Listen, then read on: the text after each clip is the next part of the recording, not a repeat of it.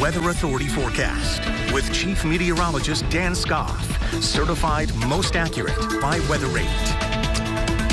Thank you, Alyssa. Appreciate it. How about the low temperatures this morning? In the lower to middle 60s. Absolutely gorgeous. We did have upper and middle 50s.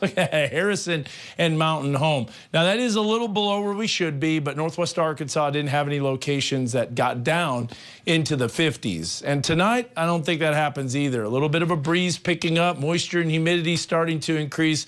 Either way, it was a beautiful day, but there is one sign of the forecast this weekend, and that's the high clouds that rolled in. In fact, those high clouds brought rain in northeast Oklahoma. And that wasn't expected, to be honest with you, with the forecast from the Tulsa area. And that's because of northwest flow. And I think that northwest flow pattern is going to continue into the weekend. Now, I hope it doesn't. I mean, I know we need the rain, obviously, but we did start catching up on the deficit. But if you're doing some boating, you know, it should be nice, right? Well, we did some changes to the forecast. Now, this is not set in stone by any means, but I'm looking at the latest data, and I think storm chances cannot be ruled out. This doesn't look like a super widespread event, at least at this time. Isolated storms will be possible and gusty winds. Winds are going to be a little breezy. Now, the ridge of high pressure, that determines how much the storm activity will develop. But you'll see Beaver Lake's level dropping a little bit, 3.39 feet below full pool. No rain today, but there were quite a few high clouds. Now the sunshine has returned. Temperatures are nice in the upper 70s.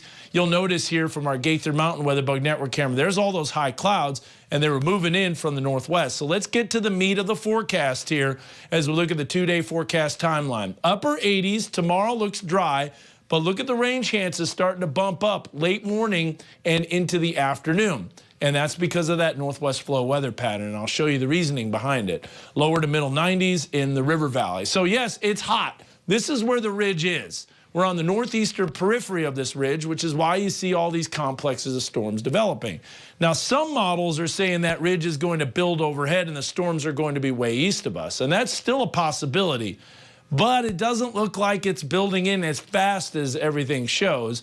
And so we'll still have a little bit of that northwest flow weather pattern. And in fact, you can kind of see this. There's a little disturbance that comes through right there Saturday evening, and there's going to be enough heat and humidity where a few showers and storms can pop up. And there you see it, Saturday and Sunday. Well, that's why we have that 20% chance of rain. Now, if you look at the future track, this is a high-resolution computer model. Now, this looks a little bit overboard, in my opinion. However, it's a hint that rain chances do need to be included in the forecast regardless. So temperatures in the lower to middle 60s for tonight. Tomorrow looks nice. It will be hotter. It will be more humid. And Saturday, I know, I've got some plans, too, to be out on the lake, and I hope that storm chance doesn't come to fruition, but you know the saying, and I've got to follow it. You got to know it's northwest flow. But will that truly develop over our area? That remains to be seen. We could adjust this forecast, but Monday through Thursday of next week, we know the rain chances will be increasing, especially towards the end of next week. That's a little more certain. River Valley is going to be a little bit farther south, so maybe not as much rain chances on there. So.